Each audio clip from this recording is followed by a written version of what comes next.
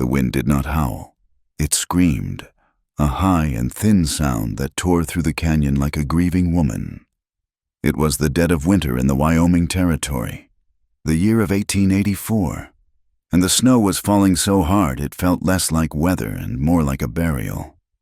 Clara moved through it, though she could hardly feel her legs anymore. She had been running for 6 hours, maybe 7. Time had lost its shape, measured only by the agonizing rhythm of her boots striking the frozen earth. The boots were 3 sizes too big, stolen from a sleeping foreman, and with every step, the stiff leather rubbed raw circles into her heels and ankles. She could feel the wet warmth inside them, a slickness that was not melted snow but her own blood. She did not stop. Stopping meant death. Stopping meant the men from the camp would find her, and if they found her, death would be a mercy they would likely deny her until they were finished. She crested a ridge, the wind nearly knocking her flat. Her breath hitched in her chest, a ragged gasp that froze instantly in the air. She wore only a torn calico dress and a man's wool coat that smelled of stale tobacco and grease, filched from the same hook as the boots. Underneath, her skin was a map of violence, mottled with bruises that ranged from the yellow of old abuse to the angry purple of the fresh beatings she had taken 2 nights ago. Below her lay a valley, shrouded in the white dark. She saw the faint, ghostly flicker of a lantern in the distance. It looked like a star that had fallen into the snow. A ranch. A sob tore from her throat, but the wind snatched it away before she could hear it. She stumbled forward, her knees locking with the cold. The descent was steep. She slid more than walked, the snow packing into her clothes, biting her skin with teeth of ice. She did not know whose land this was. In the camp, they spoke of the territories beyond the tracks as if they were the edge of the world. They told stories of wolves, of Indians who would scalp a woman as soon as look at her, and of cattle barons who shot trespassers for sport. Clara did not care. A bullet was cleaner than what waited for her back at the railroad line. She made it to the flat basin of the valley before her body finally betrayed her. The lantern light was still a mile away, dancing mockingly. Her left foot caught on a buried root, and she went down hard. The impact knocked the air from her lungs. She tried to push herself up, but her arms were trembling willow branches, useless and weak. The snow felt strangely warm against her cheek. It was a soft, inviting bed. She closed her eyes, the roar of the wind fading into a dull, rhythmic thrumming. The last thing she heard was not the wind, but the crunch of heavy hooves on snow, and the sound of a man's voice, rough and irritated, shouting over the gale. Samuel Rourke sat in the high-backed leather chair of his study, a glass of amber whiskey untouched on the desk beside him. The ledger open before him was filled with numbers, head of cattle, feed costs, timber yields. But his eyes were fixed on the fire. He was a man built of sharp angles and hard silence. At 38, his hair was the color of a raven's wing, dusted prematurely with silver at the temples, and his face was a landscape of weathered skin and a jagged scar that ran from his jaw to his collarbone. He was known from the Dakota line to the Utah border, not for his company, but for his ruthlessness. Rourke did not hire gun hands. He did his own work. He did not beg for water rights. He took them. The heavy oak door of the main house banged open, letting in a swirl of snow and a blast of freezing air. Samuel did not jump. He turned his head slowly, his eyes narrowing. 2 of his hands, breathless and covered in snow, stood in the entryway. Between them, they supported a bundle that looked like a heap of discarded laundry. "What is the meaning of this?" "Thomas." Samuel's voice was low, a rumble that carried across the room without effort. "Found it near the south fence. Boss," Thomas said, his teeth chattering. He was a young man, barely 20, and looked terrified. "I thought it was a calf at first." "It's a girl." Samuel stood up. He was tall, looming over the men as he crossed the room. He looked down at the bundle. A woman, or a girl. It was hard to tell under the filth.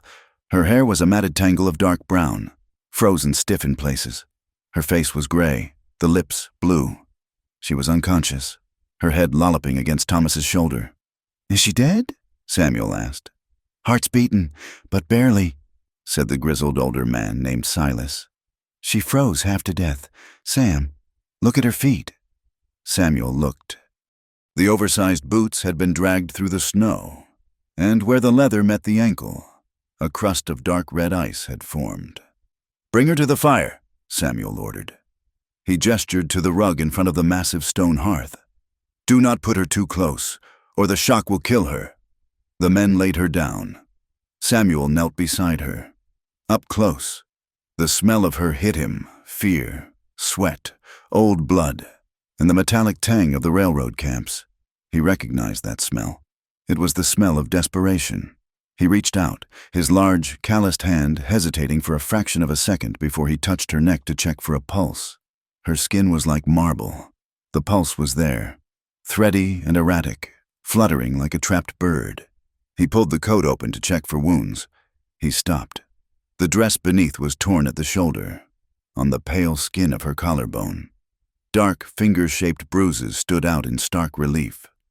There were more marks on her arms, defensive wounds, cuts that had healed badly. Samuel's jaw tightened. He had seen livestock treated better than this. Get Mrs. Hattie, Samuel said, standing up abruptly. Tell her to bring warm water, blankets, and laudanum, and tell her to burn these clothes. Who do you reckon she is? Thomas asked, staring at the woman. We ain't got neighbors for 20 miles. She is a runner, Samuel said, his voice devoid of emotion. He walked back to his desk and picked up the whiskey. And whoever she is running from will likely come looking. We sending her back? Silas asked quietly. Samuel downed the whiskey in one swallow. The burn was familiar and grounding. He looked at the woman on his rug. Small and broken and defiant, even in her near death. Not tonight, Samuel said. Get Hattie, now. Clara woke to the sensation of fire. It was everywhere, burning her skin, scorching her throat. She gasped, her eyes flying open. She was not in the snow. She was not in the dark. She was in a room with high ceilings and shadows that danced on the walls like demons. Panic, cold and sharp, spiked in her chest. She scrambled backward, her hands scrabbling against soft sheets. Sheets? She was in bed, a real bed. A figure moved in the corner of the room. A man. The instinct took over before her mind could catch up. It was the instinct of the camp, the instinct of the cornered animal. She lunged. She did not have a weapon, so she made herself one. She grabbed the heavy ceramic pitcher from the bedside table and swung it with a guttural scream. The man moved with terrifying speed. He didn't flinch or duck. He simply stepped inside her guard. His hand, large and hard as iron, clamped around her wrist. He stopped the pitcher inches from his face. Drop it, he said. Clara did not drop it. She hissed, kicking out at his legs, twisting her body to bite his hand. She was weak, her muscles screaming in protest, but terror gave her a frantic strength. Let me go, she shrieked, her voice cracking. I won't go back. I'll kill you. I'll kill you first. He twisted her wrist, not enough to break it, but enough to force her fingers open. The pitcher fell to the floor, shattering with a crash that echoed like a gunshot. He shoved her back onto the bed, holding her down by the shoulders. She thrashed, bucking against his weight. Stop, he commanded. It wasn't a shout.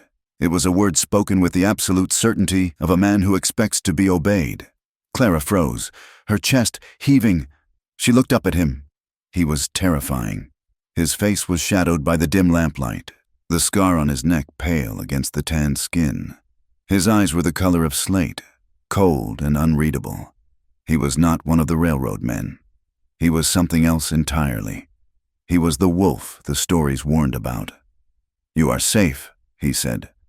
The words sounded strange coming from him, flat and devoid of comfort. You are on the Rourke Ranch. No one is going to touch you. Who are you? She whispered, her throat raw. I am Samuel Rourke. This is my house. He released her shoulders slowly, stepping back as if he were handling a wild horse that might bite.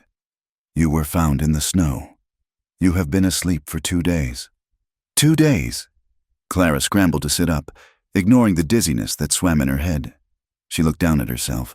She was wearing a clean nightgown, plain white cotton. Her hands went to her throat, checking for the collar they sometimes put on the girls to chain them to the wagons. It was gone. Her feet were bandaged heavily. "My clothes," she said. "Where are my boots?" "Burned," Samuel said. "They were fit only for kindling." "I have to leave," Clara said, swinging her legs over the side of the bed.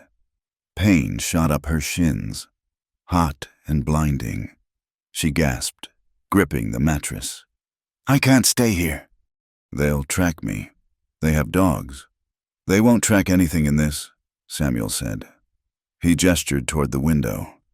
Clara looked beyond the glass.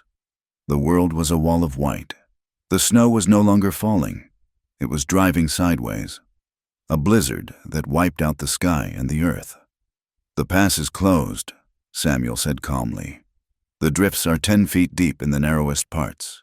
You are not going anywhere." "I can't stay," Clara insisted, panic rising again. She tried to stand, but her legs buckled instantly. Samuel caught her before she hit the floor. He did not hold her gently, but he held her up. He set her back on the edge of the bed. "Look at you," he said, his voice harsh. "You can't even stand. You have no shoes. You have no horse. You have no food. If you walk out that door, you will make it perhaps 100 yards before the cold stops your heart. Is that what you want?"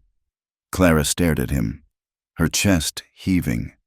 She hated him instantly. She hated the logic in his voice. She hated the way he towered over her, large and powerful and male. "Better to freeze," she spat, "than to be taken back." Samuel studied her.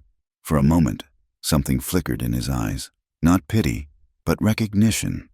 "No one is taking you back today," he said. "The storm will last 3 days, maybe 4. You stay until it breaks. You eat, you heal. Then, if you want to kill yourself in the snow, I will not stop you."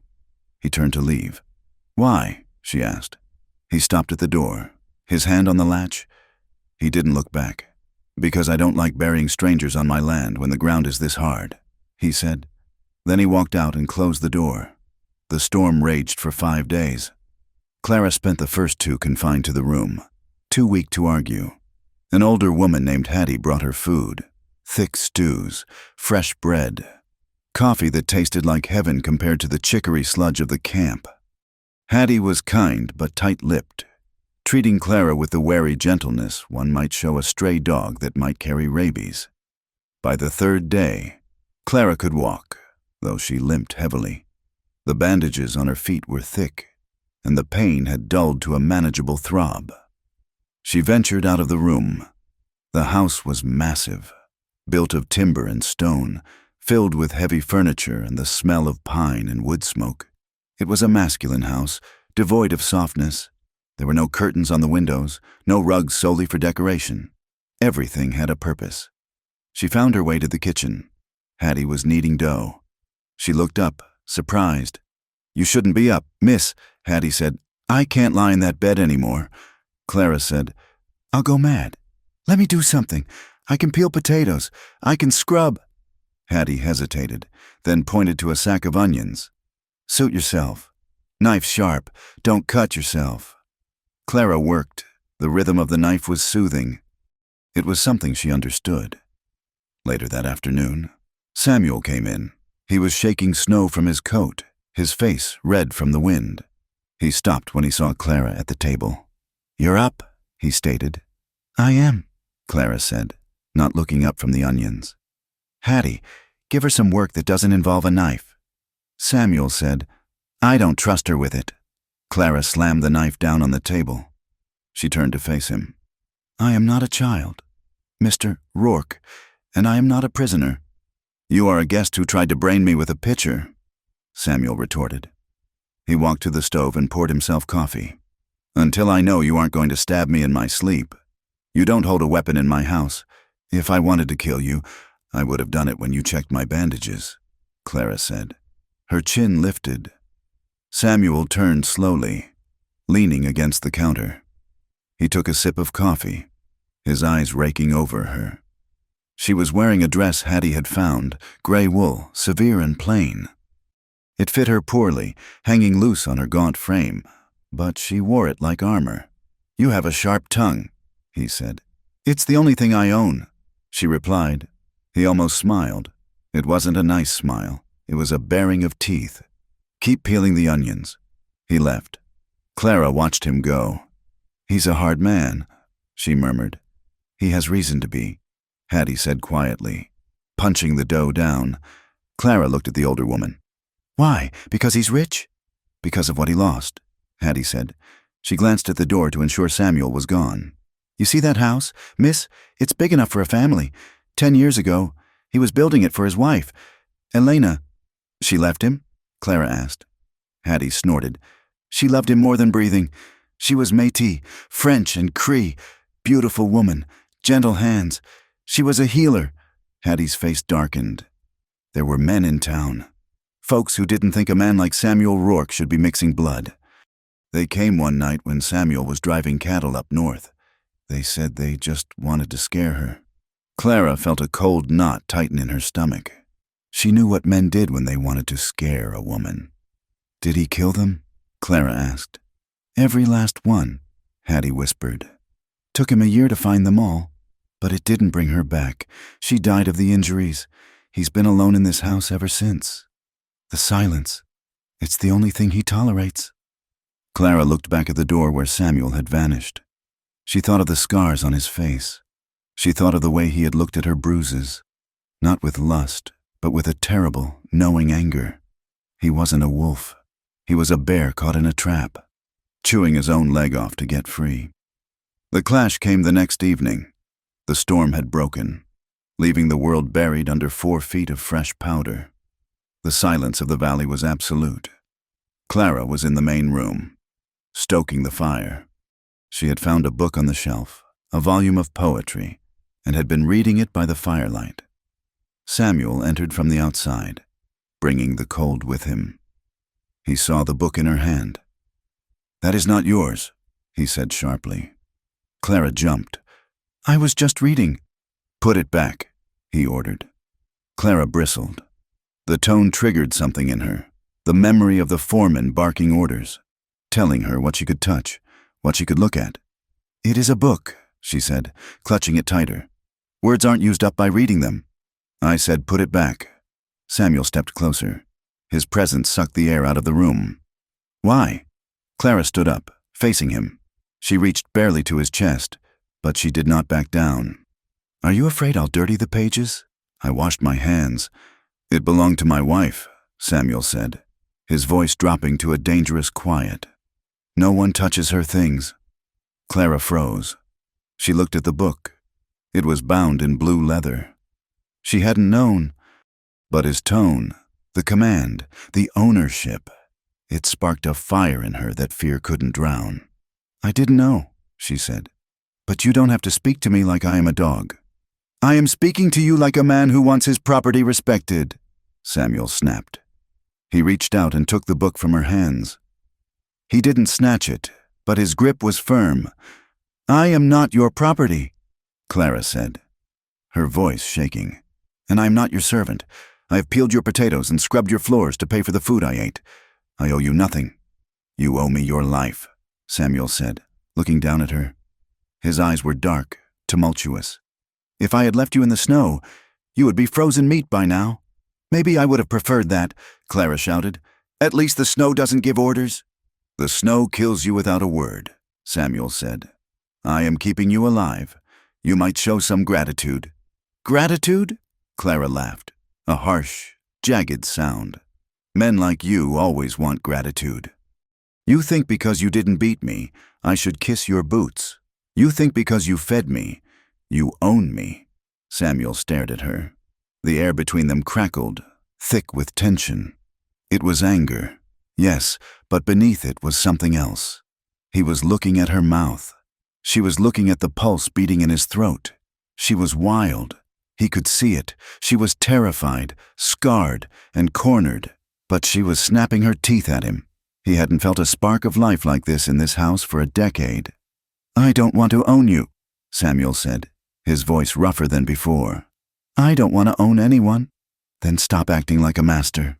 Clara whispered. Samuel stared at her for a long moment. Then, he turned and placed the book carefully back on the shelf.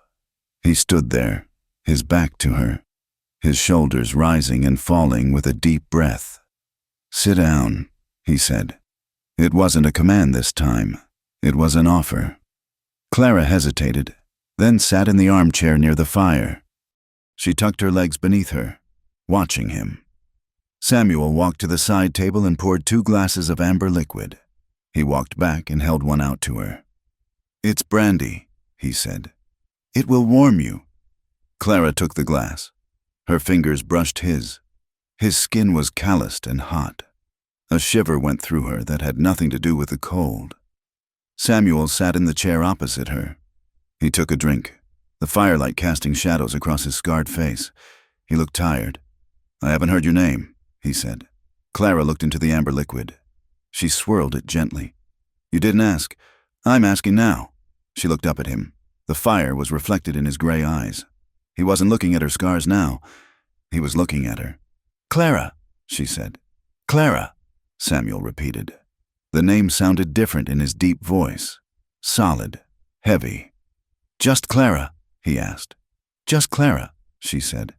"I left the rest behind." Samuel nodded. He leaned back in his chair, stretching his long legs out toward the hearth. He took another sip of his drink. "The drifts are high," he said quietly. "The horses can't break trail for a week, maybe 2.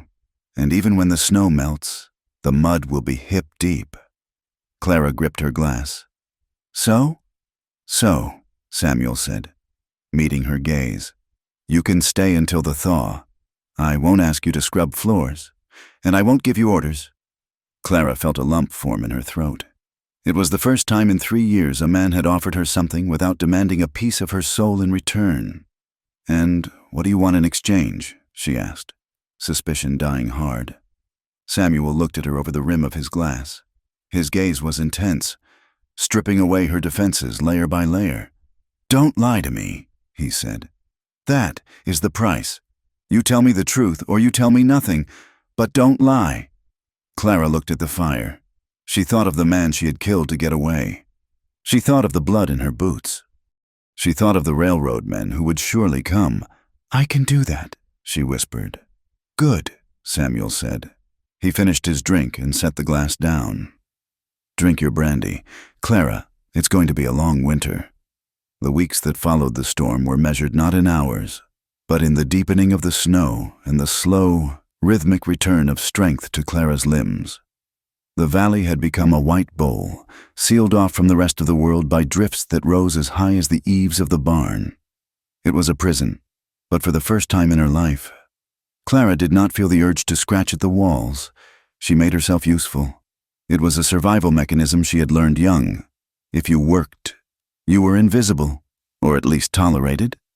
She took over the morning bread baking from Hattie, kneading the dough with a ferocity that left her knuckles white. She scrubbed the pine floorboards until they shone like honey in the firelight. She ventured out to the barn, wrapped in a heavy buffalo coat Samuel had left for her without a word, and learned to feed the horses, pitching hay with a pitchfork that felt heavy and awkward in her hands at first, then familiar. The ranch hands, Silas and Thomas, watched her with a mixture of curiosity and wariness. They were rough men, shaped by wind and saddle leather, but they treated her with a deferential distance. They had seen the bruises when she arrived. They knew she was something broken that the boss had decided to fix, or at least shelter. But as she worked alongside them, carrying buckets of steaming water to the troughs or mending torn grain sacks, the wariness thawed. Silas even smiled at her once when she managed to calm a skittish mare with a low, humming tune. "You got away with the beasts, miss," Silas had grunted, chewing on a piece of straw. They know who's been hurt. They trust their own kind. Clara had stopped humming, her hand resting on the mare's velvet nose. Their own kind. Yes, she supposed she was cattle now, branded and driven. But the center of the ranch, the gravity that pulled at everything, was Samuel Rourke. He was a ghost in his own house, a looming presence of silence and command. He rose before the sun. Every morning, Clara would wake to the sound of the heavy front door closing, and if she went to the window, she would see him on his black stallion, a dark silhouette against the bruised purple of the dawn sky. He rode the perimeter of the valley, checking fences that were buried, looking for strays, watching the pass. He was always watching. When he was in the house, the air grew heavy. He ate his meals quickly and quietly, his eyes often fixed on a ledger or a map. But Clara felt his gaze on her. It was a physical weight. He watched her hands as she poured his coffee. He watched the way she walked, favoring her healing feet. He watched her with the intensity of a man studying a structural weakness in a dam, waiting for the water to break through. They barely spoke. Their conversations were limited to necessities. More wood is needed. The gray mare has a stone in her shoe. The storm is returning, but the silence between them was not empty. It was charged, vibrating with a tension that grew tighter with every passing day. One afternoon, the sun broke through the gray clouds, sharp and blindingly bright. The air was frigid, but the light was relentless. Clara felt a sudden, desperate need to be clean, not just washed with a cloth in a basin in her room, but submerged. She wanted to scrub the memory of the camp, the smell of the bunkhouse, and the lingering phantom touch of rough hands from her skin. She knew of a spot where the creek widened near the tree line, fed by a thermal spring that kept a small pool from freezing over completely. Steam rose from it in thin, ghostly ribbons. She took a bar of harsh lye soap and a rough towel, sneaking out the back door while Hattie was napping and the men were working the north pasture. The snow crunched loudly under her boots, new boots, sturdy and well-oiled, that had appeared by her door 3 mornings ago. The air bit at her exposed face, but she welcomed it. At the creek, the water was dark and steaming against the banks of snow. She did not hesitate. She stripped off the heavy coat, the wool dress, the chemise, until she stood naked in the biting cold. The wind slapped her skin, turning it gooseflesh instantly. She stepped into the water. It was not hot, but compared to the air, it felt like scalding silk. She gasped, sinking down until the water lapped at her chin. She began to scrub. She scrubbed her arms, her chest, her thighs. She scrubbed until her skin was raw and red, trying to scour away the past. Then she heard the snap of a twig. Clara froze. She turned slowly, the water swirling around her shoulders. Samuel sat on his horse on the ridge just above the creek bank. He was motionless, his hat pulled low, his hands resting on the pommel of his saddle. He was looking directly at her. Panic flared in her chest, the old, conditioned terror of being seen, being exposed. But then, something else surged up to meet it. Anger, defiance. He was not turning away. He was not averting his eyes like a gentleman. He was looking at her with that same unyielding, dark intensity he turned on the land. Clara did not scream. She did not cover herself. Instead, she stood up. She rose from the water, the cold air hitting her wet skin like a whip. She stood fully revealed to him. She let him see the scars that mapped her ribs, the ugly, jagged line on her thigh where a belt buckle had caught her, the fading bruises on her breasts. She lifted her chin and stared back at him, daring him to speak, daring him to judge. "Look," she thought fiercely. "Look at what they did. Look at what is left." Samuel did not move. His face was a mask of stone. His eyes traveled over her body, slow and deliberate. He did not leer. There was no hunger in his look, only a grim acknowledgement of the damage. He looked at her scars as a soldier looks at a battlefield. For a long minute, the only sound was the rushing of the water and the snort of his horse. Then, without a word, he turned the stallion and rode back toward the barn. Clara sank back into the water, trembling violently. She was not sure if she was shaking from the cold or from the adrenaline that coursed through her blood like fire. He was waiting for her in the tack room. She had dressed hurriedly, her fingers numb and fumbling with the buttons, and practically ran back to the warmth of the barn. She found him cleaning a rifle, the smell of gun oil and leather thick in the small room. He didn't look up when she entered, but the tension in his shoulders was visible. "You are a fool," he said, his voice low. "You could have caught pneumonia or frostbite." "I needed to wash," Clara said, her voice steady despite her racing heart. She moved to the stove in the corner of the room, holding her hands out to the heat. "There is a tub in the house," Samuel said. He set the rifle down and turned to face her. "You didn't go out there to wash. Clara, you went out there to be seen." Clara turned to face him. The air in the small room felt suddenly thin. "Maybe I did," she challenged. Samuel took a step toward her. "Why?" "Because you look at me," she said.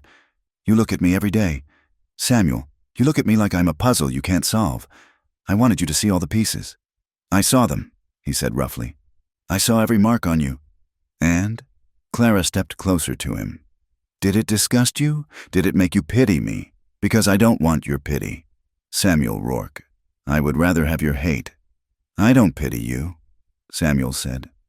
His voice dropped an octave, becoming a vibration that she felt in her chest. "Pity is for things that are weak. You are not weak." "Then what was it?" she demanded. "Why didn't you look away?" Samuel stared at her, his jaw working. "You were trying to make me look. Why?" "Because I needed to know," she whispered, the defiance cracking just enough to reveal the raw wound beneath. "I needed to know if I am just a collection of scars now. I needed to know if I could still want someone. If someone could still want me." The words hung in the air, dangerous and naked. Samuel's eyes darkened. He looked at her mouth, then at her eyes. "Be careful. Clara, you are playing with fire, and you are standing in a barn full of dry hay." "I am already burned," she said. "What is a little more fire?" He looked as if he wanted to touch her. His hand twitched at his side, but he forced himself to turn away, picking up the rifle again. "Go inside," he said, his voice strained. "Hattie has supper ready." Clara stood there for a moment, watching his back. She had her answer. He had looked, and he hadn't turned away in disgust. He had turned away in restraint, and that was infinitely more dangerous. The storm outside the house had passed, but the storm inside was just beginning. 3 days later, the tension snapped. It started over a horse. Clara had been spending more time in the barn, and she had taken a liking to a roan gelding named Whiskey.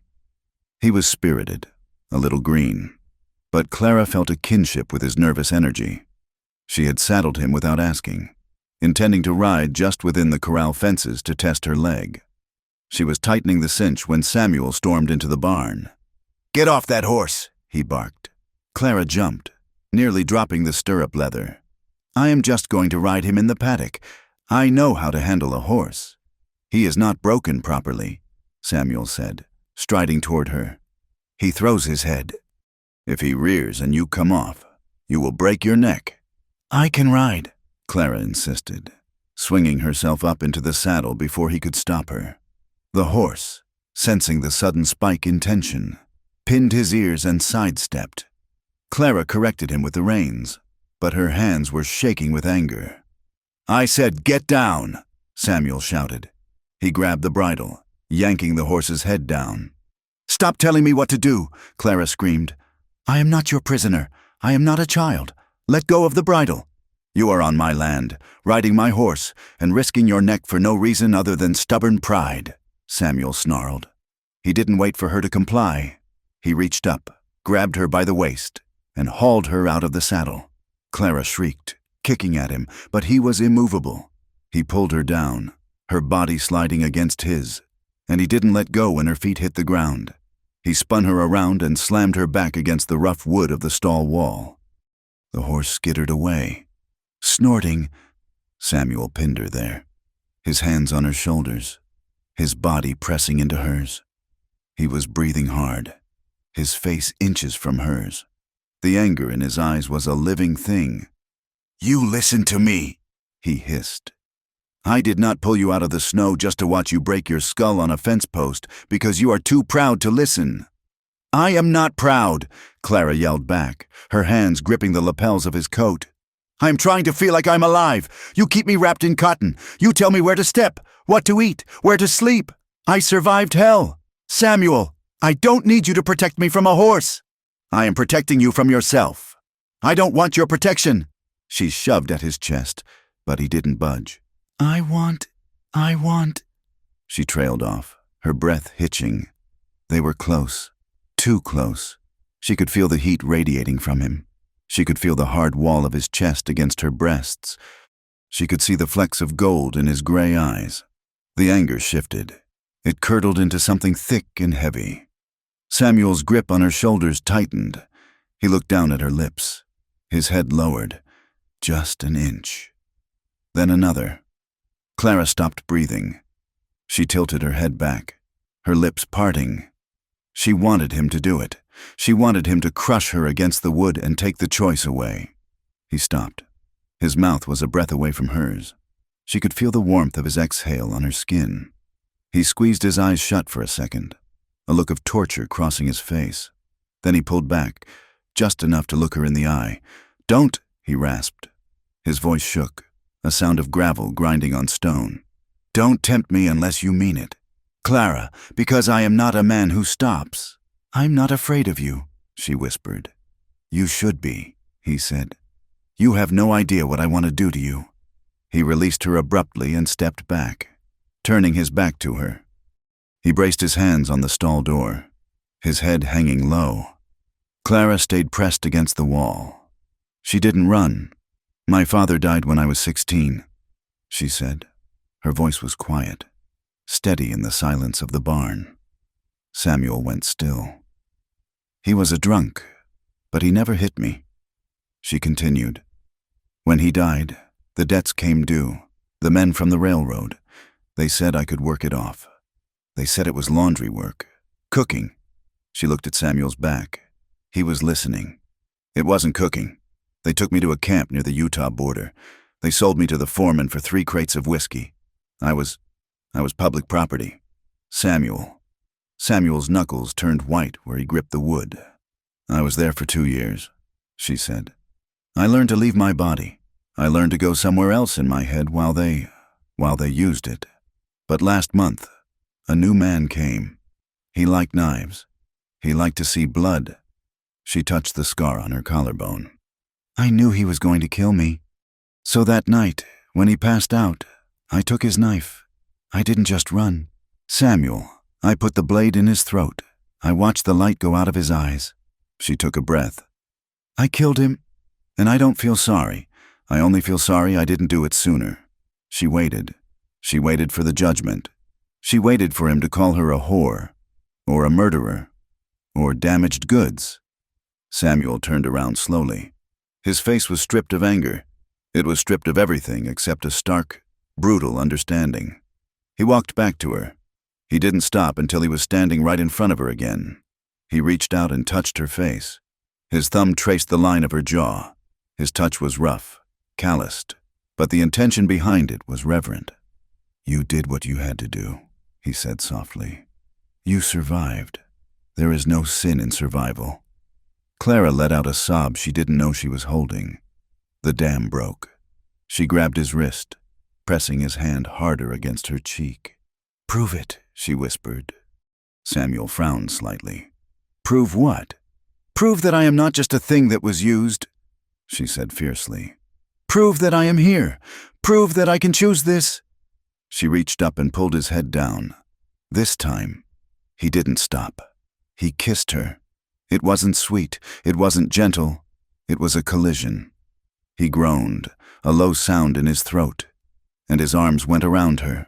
Lifting her off her feet, he crushed her against the wall, his mouth devouring hers. Clara kissed him back with all the desperation of a drowning woman finding air. She bit his lip. She dug her fingers into his hair. She wanted to feel his weight, his strength, his reality. He pulled back for a second, his eyes wild. Clara, if we do this, if I start this, don't talk, she said. She shoved his coat off his shoulders. Don't talk. He made a sound that was half growl, half prayer. He swept her up into his arms and carried her, not to the house, but to the pile of fresh hay in the corner of the tack room, where the blankets were kept. He laid her down. He loomed over her, blocking out the light. He looked massive, dangerous, a force of nature. "You might not walk after this," he warned, his voice thick with a hunger he had suppressed for a decade. "I have been alone a long time. Clara, I don't know how to be gentle." Clara reached up. She grabbed the front of his shirt and pulled him down. "Then don't stop," she whispered against his mouth. Make me forget everything but this." The encounter was a storm. It was rough, frantic, and consuming. Clothes were torn aside rather than removed. There was no hesitancy, no shyness. It was skin against skin, sweat and friction, and the desperate need to be filled, to be claimed, to be held. Clara cried out, not in pain, but in release. For 2 years, her body had been a site of violation. Now, under Samuel's heavy weight, with his hands gripping her hips and his breath hot in her ear, it became hers again. She met his thrusts with a ferocity that matched his own. She clawed at his back. She demanded everything he had, and he gave it to her. He worshipped her with a terrifying intensity, reclaiming every inch of her skin with his touch, his mouth, his body. When it was over, the silence returned to the barn, but it was different now. It was heavy and sweet. They lay tangled together in the hay and the blankets, covered by his heavy coat. Clara was trembling. Her body felt loose, liquefied, but her heart was hammering against her ribs. Samuel lay beside her, his arm heavy across her waist, his face buried in the curve of her neck. He was shaking too. The mighty Samuel Rourke, the man of iron and ice, was trembling. He pulled her closer, tightening his grip as if he was afraid she would vanish if he let go. He kissed the scar on her shoulder. Then he kissed the pulse in her throat. "Clara," he breathed against her skin. It wasn't a question. It wasn't an order. It was an anchor. Clara closed her eyes and buried her face in his chest, smelling the sweat and the horses and the man. For the first time in years, the cold didn't reach her. She was burning, and she knew, with a terrifying certainty, that she would never run from this fire. The transition from the guest room to Samuel's bed was not discussed. There was no formal invitation, no shuffling of belongings, and no conversation at breakfast the morning after the barn. It simply became the way of things, as natural and inevitable as the sun rising over the eastern ridge. The nights were consumed by a feverish, silent hunger. They came together with a desperation that suggested the world might end before dawn, tangled in heavy quilts and the heat of their own bodies. But it was the mornings that frightened Clara more. In the gray light of dawn, the fever broke, leaving behind a vulnerability that was sharper than the cold. She would wake to find Samuel already dressed, stoking the fire in the hearth of the bedroom. He moved with a quiet efficiency, but his eyes would drift to her, softening in a way that made her chest ache. She saw a side of him that the valley never saw. One morning, she sat on the edge of the mattress, shivering in her nightgown, her feet dangling above the cold floorboards. Samuel crossed the room, kneeling before her without a word. He took her feet in his large, rough hands, warming them with his palms before wrapping them in thick wool socks he had warmed by the fire. Another evening, after she had washed her hair and sat drying it by the stove, he took the brush from her hand. Clara stiffened instinctively. Her scalp was tender, and her memories of hands near her head were filled with pain. Samuel paused, sensing her flinch. He did not pull away. Instead, he began to brush her hair with slow, rhythmic strokes, starting at the ends and working his way up. He spent 20 minutes untangling the knots, his touch so light it felt like a ghost's caress. He cooked for her, too. Hattie had taken ill with a winter cough, confined to her quarters. So Samuel took over the kitchen. He did not cook like a rancher rushing to get to work. He cooked like a man who found peace in the process. He fried thick slabs of bacon and cracked eggs into the skillet, plating them for her before he even poured his own coffee. "Eat," he would say, sliding the plate toward her. "You are still too thin." Clara would eat, watching him over the rim of her cup. He was a terrifying man, she knew that. She had seen the violence in him, but this domesticity, this quiet tending to her needs, was a different kind of danger. It made her want to stay. And staying was the one thing she had sworn never to do again. The outside world, however, refused to stay locked behind the snowdrifts. Mid-February brought a temporary break in the weather. The sky turned a hard, brittle blue, and the wind died down enough to make the pass navigable for a determined rider. "We need supplies," Samuel announced one morning, strapping his gun belt around his hips. "We are low on flour and coffee, and I need more ammunition." Clara stood on the porch, wrapping her shawl tight against the chill. "Let me come with you." "No," Samuel said, checking the cinch on his black stallion. "The town is small. Clara, small towns have big eyes and loose tongues. You stay here." He rode out with Silas, leaving Clara to pace the house like a caged cat. The town of Purgatory Creek was little more than a collection of weathered clapboard buildings clustered around the rail depot, but it was the hub for 3 counties. Samuel tied his horse outside the general store. The street was busy with men clearing ice and wagons moving freight. But as soon as Samuel stepped onto the boardwalk, a hush rippled through the crowd. Men touched the brims of their hats and looked away. Samuel ignored them.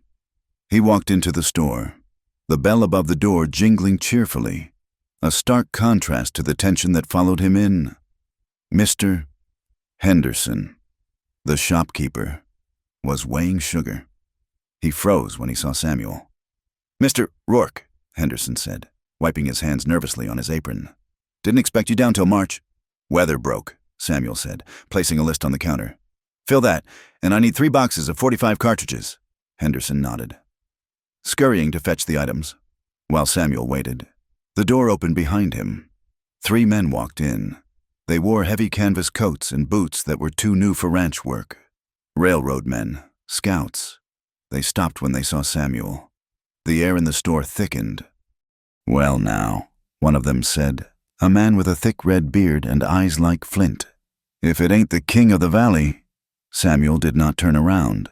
He kept his eyes on the shelves of canned peaches. "I heard a rumor—" "Rourke," the man continued, stepping closer. "Heard you picked up a stray, a little runaway thing from the camp up north." Samuel turned then. He moved slowly, his coat sweeping back just enough to reveal the handle of the Colt revolver at his hip. He looked at the man with eyes that were absolutely dead. "I pick up a lot of things on my land," Samuel said. "Cattle, timber, trash that blows over the fence." The man bristled. "They say she is property of the Union Pacific subcontractors. They say she belongs to a foreman named Miller. Or she did, before she stuck a knife in him." The shopkeeper dropped a tin of coffee. It clattered loudly on the floor. "I don't know a Miller," Samuel said, his voice calm and level. "And I don't care about your railroad. But if you are implying that I am harboring a criminal, you should speak carefully. Words have a way of getting men buried." The man with the red beard laughed, but it was a nervous sound. He glanced at his companions, then back at Samuel. "Just saying. Rourke, the company wants its investment back, and they are sending more men to clear the right-of-way for the spur line. Might be they decide to clear out your valley while they are at it." Samuel took a step forward. The 3 men instinctively took a step back. "Let them come," Samuel said softly, "but tell them to bring shovels. They will need them to dig their own graves." He paid for his supplies in gold coins, gathered his sacks, and walked out. He didn't look back, but he could feel their eyes boring into his spine.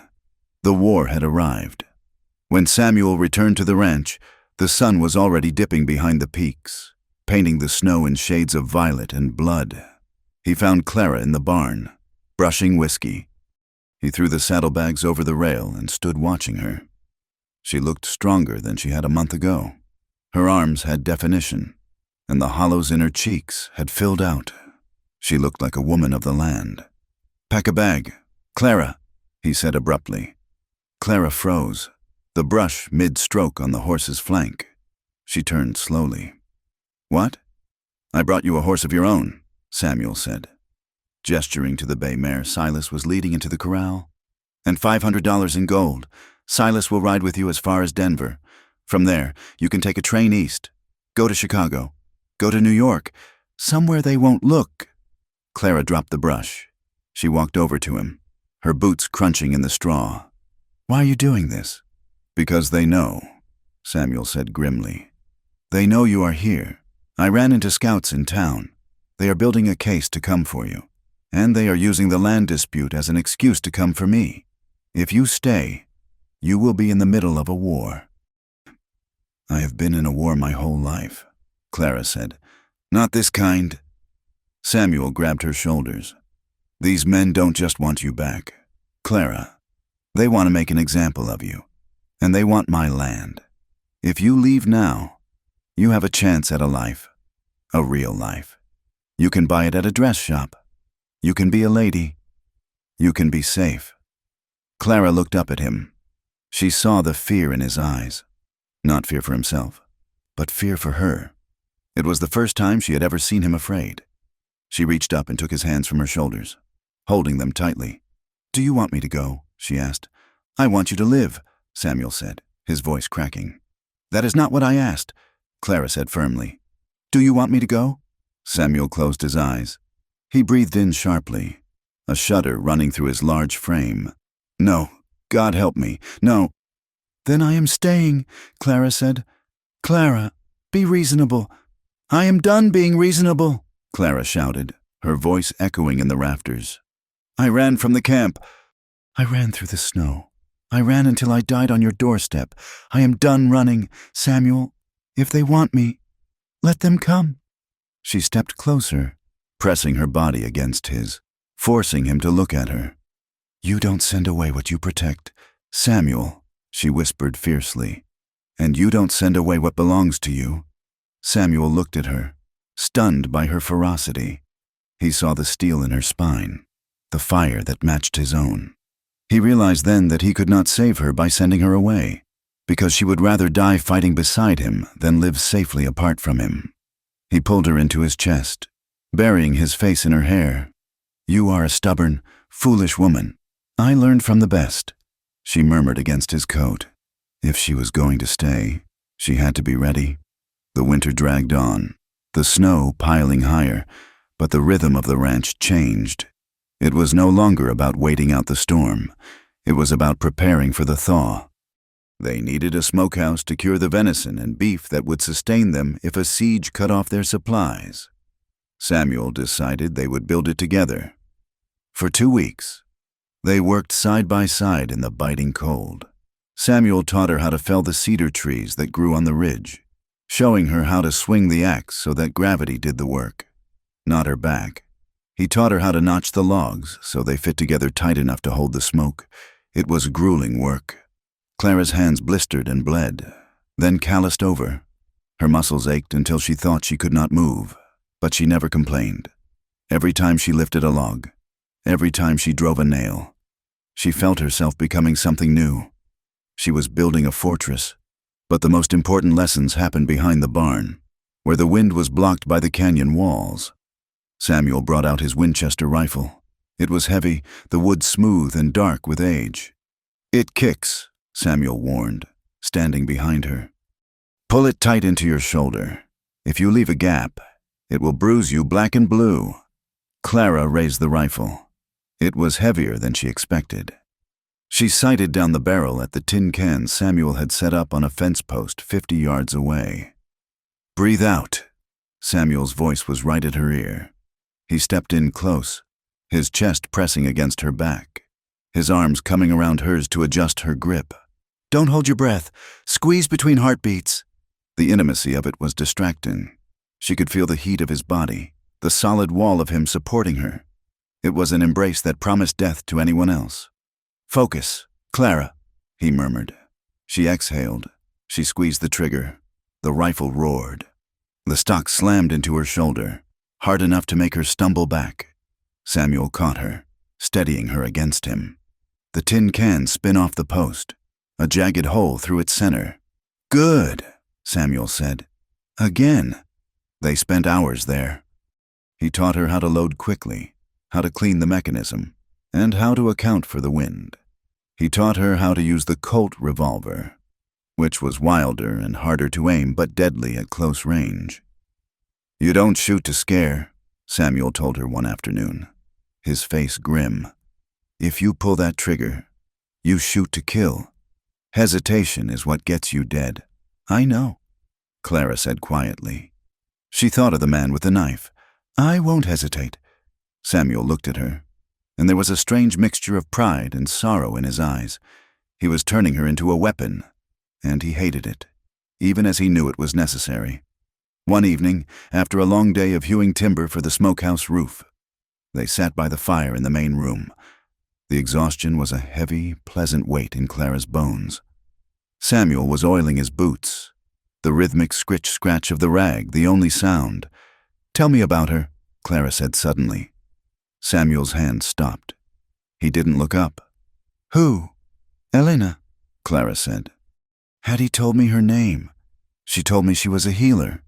The silence stretched out, taut as a bowstring. For a moment, Clara thought he would refuse, or perhaps tell her to go to bed. Samuel Rourke did not speak of the past, but then he set the boot down. He stared into the flames, his eyes reflecting the dancing orange light. "She was the daughter of a French trapper and a Cree woman," Samuel said, his voice low and raspy. "I met her when I was 22. I'd been gored by a steer, bleeding out in the sagebrush. She found me, sewed me up with a bone needle and thread made from deer sinew." He smiled faintly, a ghost of a memory. "She had a laugh that sounded like water over stones. She saw the world differently than I did. I saw land to be conquered. She saw land to be listened to." Clara watched him, her heart aching for the softness in his voice, a softness that had been buried for years. "We were married 6 years," Samuel continued. "We were happy. But the railroad was coming.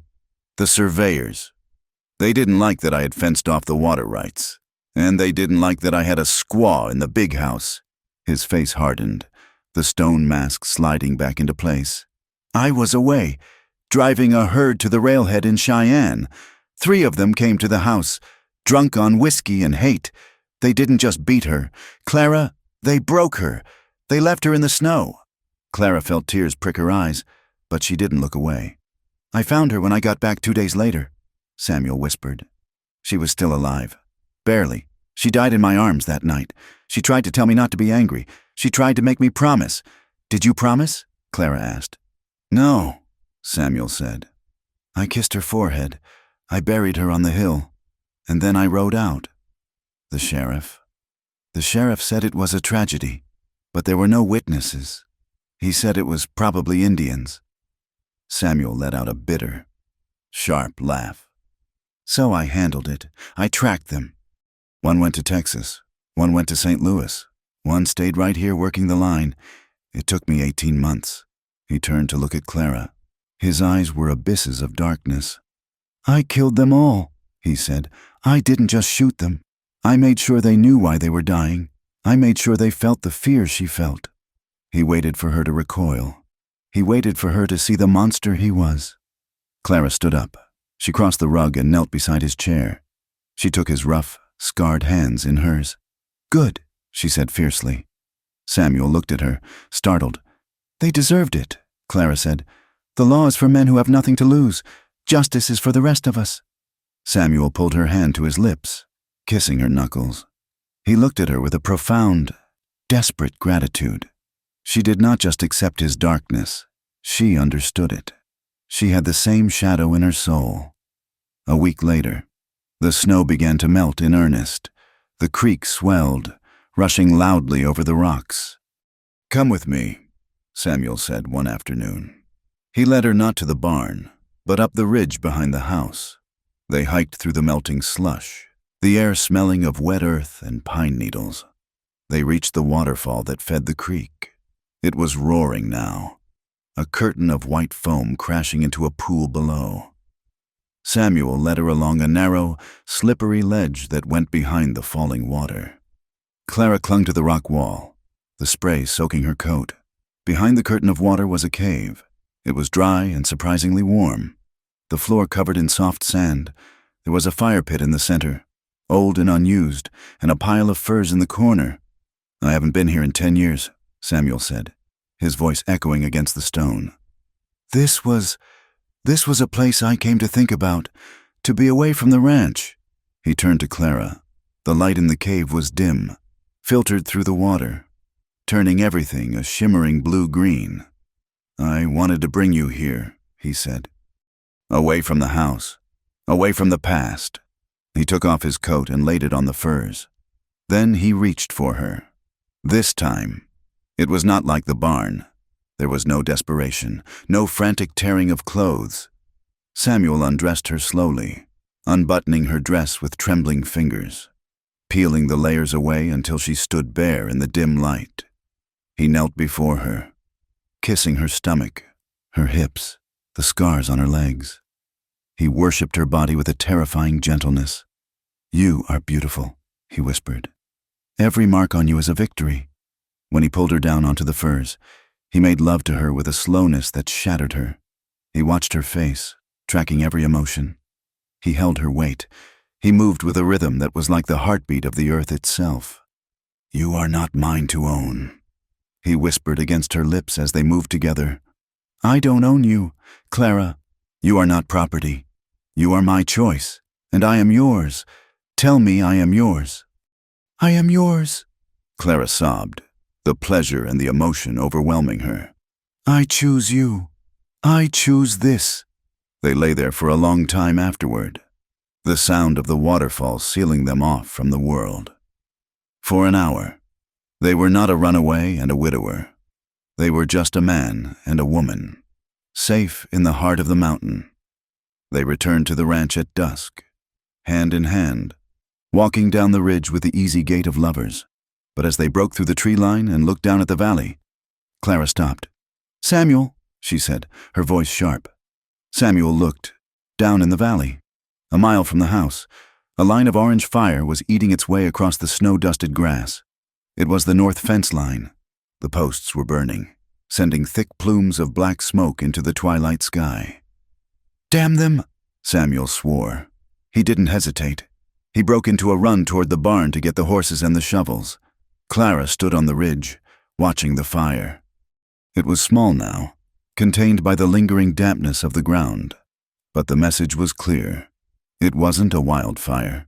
It was a signal. She felt the cold settle back into her bones, chasing away the warmth of the cave. The sanctuary was breached. The peaceful interlude of building smokehouses and brushing hair was over. Her past had not just caught up to her. It was burning down the gates. She watched Samuel ride out, a dark figure galloping toward the flames, and she knew that the next time he rode out, he would not be carrying a shovel. He would be carrying the Winchester, and she would be right beside him. The arrival of the trouble in Purgatory Creek was not announced with thunder or a bugle call. It arrived on the noon stagecoach, stepping out in a pair of polished city boots and a coat that cost more than most men in the territory earned in a year. His name was Elias Thorne. He was a man of ledgers and law, a fixer for the Union Pacific. But the men who rode with him were of a different breed. They were hired guns, men with eyes like coyotes and hands that drifted too easily toward the holsters at their hips. Among them rode a man Clara would have known by his silhouette alone in a pitch-black room. Jeb Gower.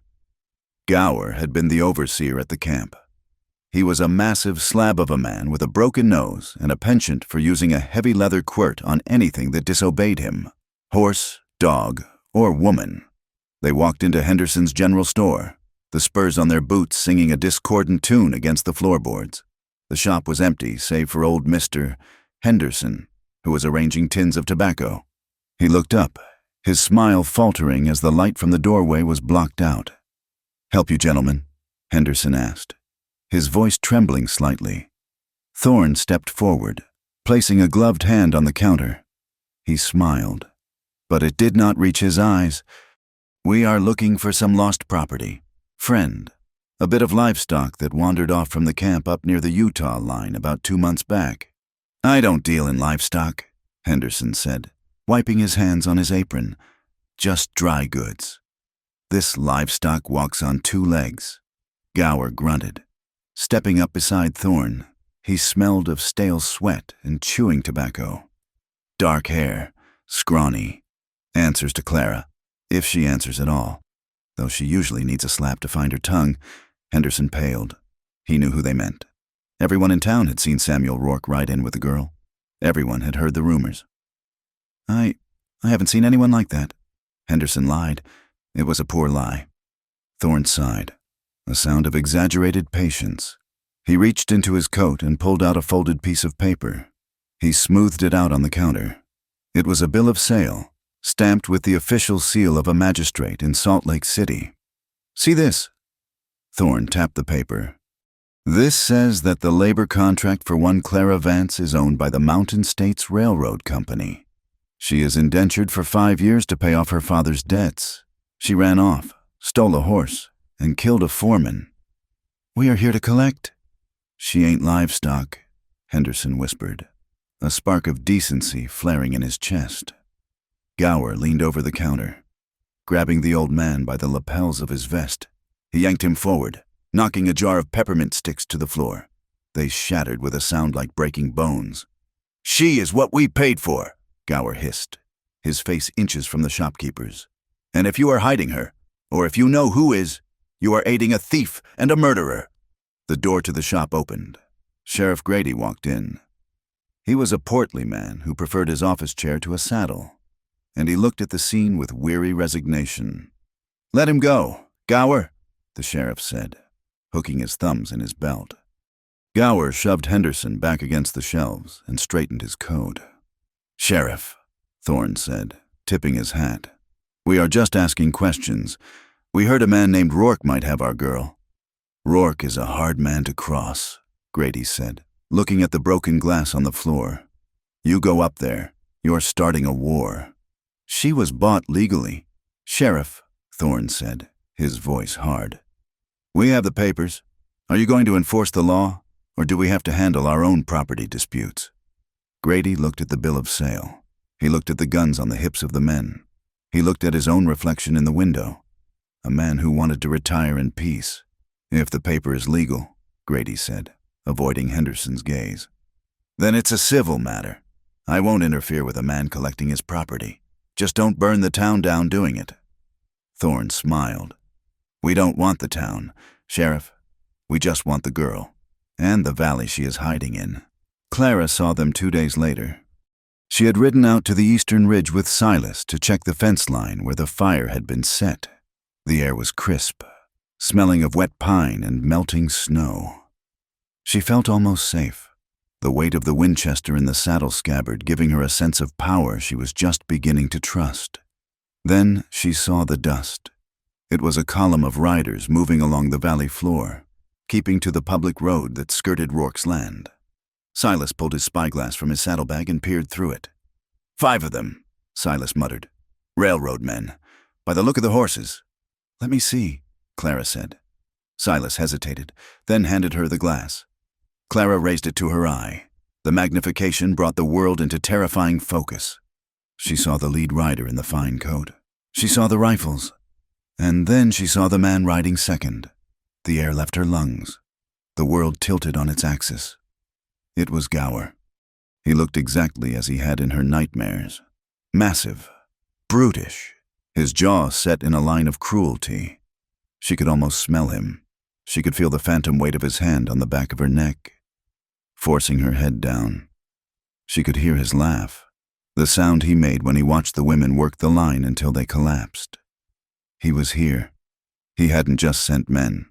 He had come himself. Clara dropped the spyglass. It hit the ground with a thud. Miss Clara? Silas asked, his voice alarmed. Clara couldn't speak. Her hands were shaking so violently she couldn't grip the reins. The horse beneath her shifted, sensing her terror. He's here, she whispered. He found me. Panic, cold and absolute, washed over her.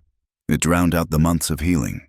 It drowned out Samuel's voice telling her she was strong. It drowned out the memory of the waterfall. All she knew was the imperative that had kept her alive for 3 years. Run. She turned her horse, kicking it into a gallop not back toward the house, but toward the high pass. "Miss Clara, wait!" Silas shouted, spurring his horse after her. She didn't listen. She rode until the horse was foaming, until the house came into view. But she didn't stop at the porch. She rode straight to the barn, practically falling out of the saddle. She didn't go inside the house. She didn't look for Samuel. She ran into the tack room, her breath coming in ragged gasps. She grabbed saddlebags. She grabbed a handful of dry jerky from the supply bin. She was weeping, but she didn't know it. Tears were streaming down her face, cold in the wind. She had to leave.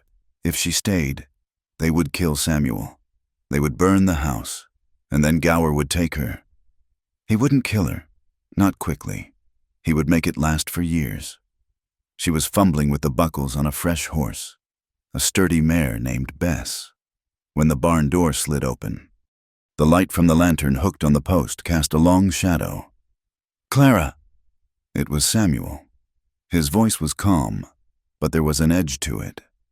Clara didn't stop. I have to go now." "Put the saddle down," Samuel said, walking toward her. "No!" She screamed the word. Spinning around, she looked wild, her hair coming loose from its braid, her eyes wide and white with terror. "You didn't see him. Samuel, it's Gower. He's here. He's come for me." "I know," Samuel said. Silas had ridden in 5 minutes ahead of her, shouting the news. "And we knew they would come." "Not him." Clara frantically tried to tighten the cinch, her fingers slipping. "He won't stop. He will burn everything you have. I can't let him take me back. I won't go back." Samuel was beside her in 2 strides. He reached out and grabbed her hands, pinning them to the saddle leather. "Clara, look at me. Let me go." She fought him, thrashing against his grip. "I have to run." "It's the only way." "It is not the only way," Samuel shouted, his voice booming in the enclosed space. He shook her, just once, hard enough to rattle her teeth. "Stop it," Clara gasped, going still. She looked up at him, her chest heaving. "If you run," Samuel said, lowering his voice to a fierce whisper, "they will catch you. You know they will. A lone woman in the mountains? They will track you down in 2 days, and then you will be exactly where you were before, only this time, I won't be there to pull you out of the snow." "If I stay, you lose everything," Clara sobbed, her legs giving out. Samuel caught her, holding her up against the side of the horse. "They have the law. Samuel, they have papers." "I don't care about their papers," Samuel said. His gray eyes were burning. "And I don't care about the land, not without you." "He will kill you," she whispered.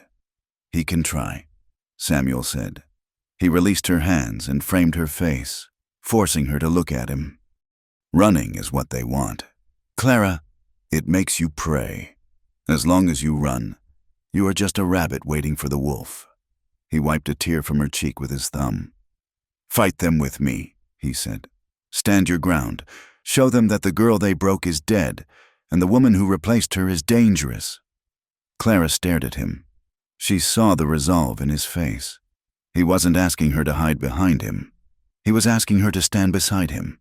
The panic began to recede, replaced by a cold, hard knot in her stomach. It was the same feeling she had when she picked up the knife in the camp. "I can't go back," she said, her voice trembling but distinct. "You are never going back," Samuel promised. "Now unsaddle the horse. We have work to do." The ranch transformed. It ceased to be a home and became a fortress. The windows of the main house were shuttered. Heavy oak planks barred across the inside. The furniture was moved to create barricades near the doors. Samuel, Silas, and Thomas moved with grim efficiency. They brought the horses into the main barn and barred the doors from the inside. They filled water barrels and brought them into the kitchen. Clara was not idle. The panic had burned itself out, leaving behind a crystalline clarity. She moved through the house, gathering ammunition. She cleaned the rifles, her hands steady now as she oiled the actions.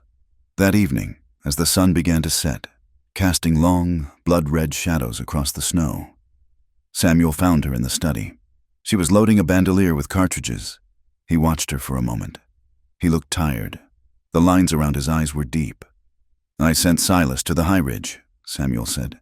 He says they are camped at the mouth of the valley. They will come at first light. Clara nodded. She didn't look up. 5 of them? Likely more by now, Samuel said. They will have hired drifters from town. Maybe 10. He walked over to the window, peering through the crack in the shutters.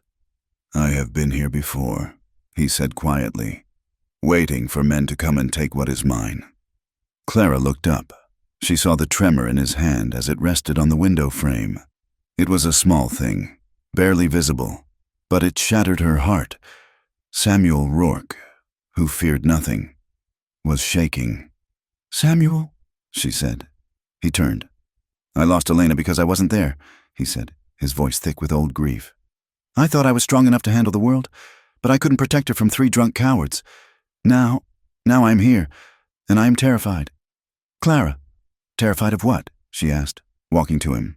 Of losing you, he admitted. I have buried one woman I loved. If I have to bury you, I won't survive it. Not this time. He reached out and touched her hair. I should lock you in the cellar. I should put you somewhere safe where a stray bullet can't find you. Clara took a step back. Her eyes flashed. No, she said firmly. Clara, you promised me. Samuel, she said. You said I wasn't a possession. You said I was a choice.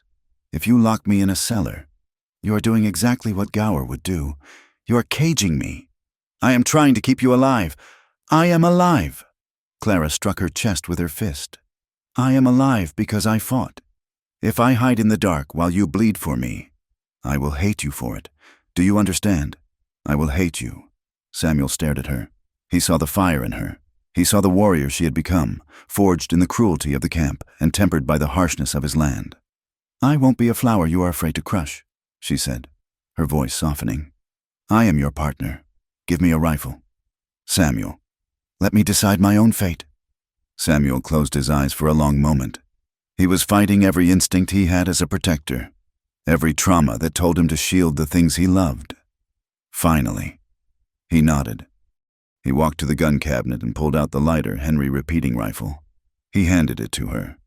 It holds 15 rounds, he said. Don't let them get close. Clara took the rifle. It was heavy, cold, and real. I won't. Night fell like a shroud. They did not sleep. The house was dark, lit only by the embers of the fire which they kept low to avoid silhouetting themselves. Thomas was on watch in the loft of the barn. Silas was on the roof of the main house. Samuel and Clara sat on the rug in the study, their backs against the heavy oak desk. The rifles lay across their laps. The silence of the house was amplified. Every creak of the timber, every gust of wind, sounded like footsteps. Samuel reached out and took Clara's hand. His grip was crushing. If they breach the house, Samuel said quietly, you go up the stairs. You get to the roof. You jump to the tree and you run for the caves. I'm not leaving you, Clara said. Clara. No, she said. She shifted, turning to face him in the dark. She couldn't see his eyes, but she could feel his gaze.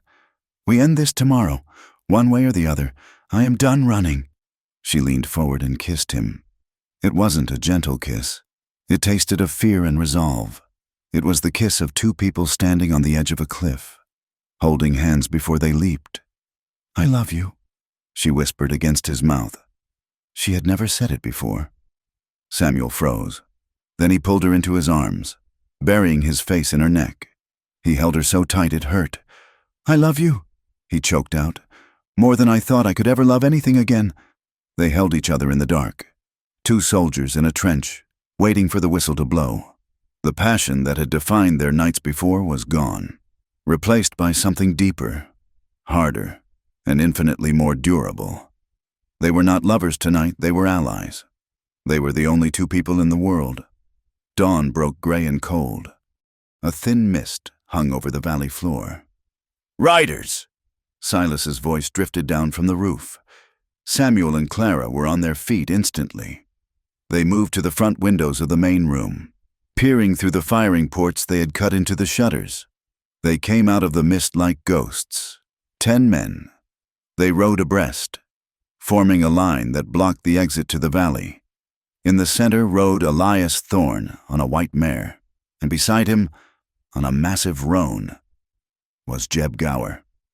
They stopped 50 yards from the porch. "Samuel Rourke!" Thorne's voice carried easily in the still air. "We have a warrant for the seizure of this property under the Railway Act of 1882, and we have a court order for the return of the stolen chattel." Samuel opened the front door. He stepped out onto the porch. He did not have a rifle in his hands. His hands hung loose at his sides, near his revolvers. He looked calm, almost bored. Clara stayed inside, the barrel of her Henry rifle resting on the sill of the shuttered window. She had the bead of the sight leveled on Gower's chest. Her heart was hammering against her ribs like a trapped bird, but her hands were steady. "Breathe," she told herself. "Squeeze between heartbeats." "You are trespassing," Samuel called out. "Turn around and ride out, and you get to keep your lives." Gower laughed. It was a wet, ugly sound. "You hear that? Thorne? He thinks he's still the big man. I bet he won't be talking so big when we burn this coop down around his ears." Gower rode a few steps forward. He squinted at the house. "Clara," he bellowed. "I know you're in there, girl. You come on out now. You make it easy. And I might only take a few strips off your back. You make us come get you, and I'll let the boys have a turn before I hang you." Clara felt the bile rise in her throat. The voice, it triggered a physical memory of pain so sharp, she almost dropped the rifle. But then she looked at Samuel. Samuel hadn't flinched. He stood like a statue. "She isn't coming out," Samuel said. "And you aren't coming in. This is your last warning, Rourke," Thorne shouted, losing his patience. "We have the law." "I am the law on this land," Samuel said. Thorne signaled. It happened fast. One of the hired guns raised a rifle and fired. The bullet struck the post next to Samuel's head, sending splinters flying. Samuel drew. His motion was a blur. He fired twice. The hired gun fell from his saddle. "Kill him!" Gower screamed. The morning exploded. Gunfire erupted from the line of riders. Bullets hammered into the wood of the house, shattering glass behind the shutters. Samuel dove behind the heavy water trough on the porch, returning fire with his Colts. From the roof, Silas's buffalo gun boomed, a cannon-like roar that dropped a horse. Inside the house, Clara flinched as a bullet punched through the shutter inches from her face. Dust and splinters filled the air. She looked through the slit. She saw Gower. He was shouting orders, waving his pistol, his horse rearing in the confusion. He was smiling. He was enjoying it. He wasn't looking at Samuel. He was looking at the door, waiting to kick it in. Clara rested her cheek against the wooden stock of the rifle. She closed her left eye. She wasn't shooting at a target. She wasn't shooting at a tin can. She was shooting at the nightmare. "You don't shoot to scare," Samuel had said. "You shoot to kill." She adjusted her aim. Not the chest. The chest was moving too much. She aimed for the throat. She exhaled. She squeezed. The rifle bucked hard against her shoulder. The deafening crack rang in her ears.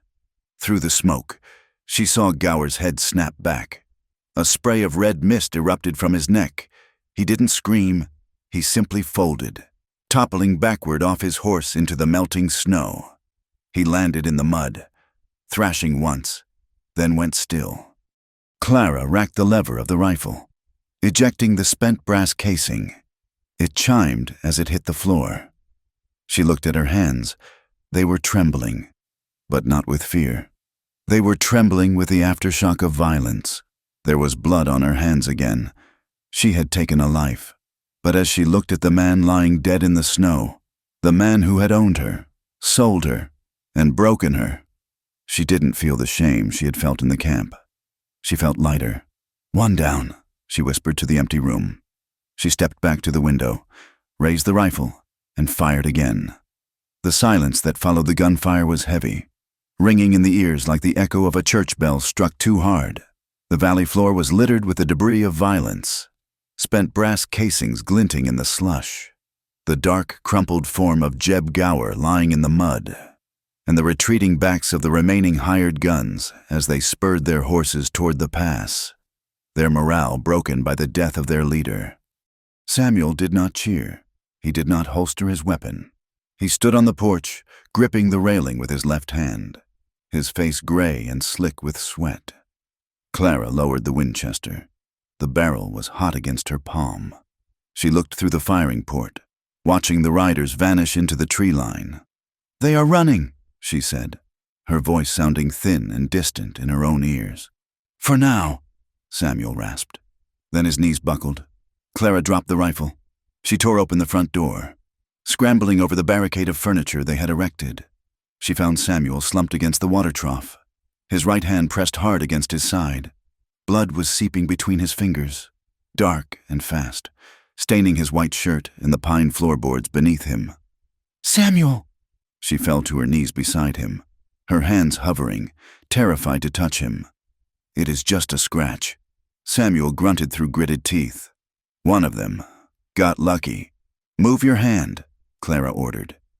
The panic that had been absent during the shooting came rushing back now, a cold tide rising in her throat. Samuel hesitated, then pulled his hand away. The bullet had caught him just above the hip bone. It was a furrow, deep and angry, tearing through muscle and flesh but missing the gut. It wasn't fatal, not if the bleeding stopped, but the amount of blood was terrifying. "Silas!" Clara screamed toward the roof. "Get the medical kit, now!" She didn't wait. She ripped the hem of her petticoat, tearing a long strip of white cotton. She pressed it into the wound. Samuel groaned, his head falling back against the wood of the trough, his eyes squeezed shut. "Damn it!" "Don't you curse," Clara said, her voice trembling but her hands steady. She leaned her weight into the compress. "And don't you dare close your eyes. Look at me, Samuel Rourke." He opened his eyes. They were glassy with shock. "I am looking," he whispered. "You are not allowed to die," she said fiercely. "I just killed a man for you. I just started a war for you. You do not get to leave me with the mess." Samuel managed a weak, lopsided smile. "Bossy woman. A live woman," she corrected. "And I intend to keep us both that way." Silas came thundering down the stairs, a wooden box in his hands. Hattie appeared from the kitchen, her face pale, bringing a basin of hot water and a bottle of whiskey. Clara took charge. She washed the wound with the hot water, ignoring Samuel's sharp intake of breath. She poured the whiskey over the raw flesh to cleanse it. Samuel roared then, a sound of pure agony, his hand gripping Clara's shoulder hard enough to bruise. She didn't flinch. She didn't cry. There was no room for tears. Tears were for girls who were helpless, and Clara Vance had left that girl in the snow months ago. She threaded the needle with steady fingers. She stitched the wound closed, her movements precise and efficient, mirroring the way Samuel had stitched the leather of the saddles. When it was done, and Samuel was bandaged and lying on the sofa in the study, pale but breathing steadily, Clara finally stepped out onto the porch. She looked at the blood on her hands. It was mixed. Gower's blood from the violence, Samuel's blood from the healing.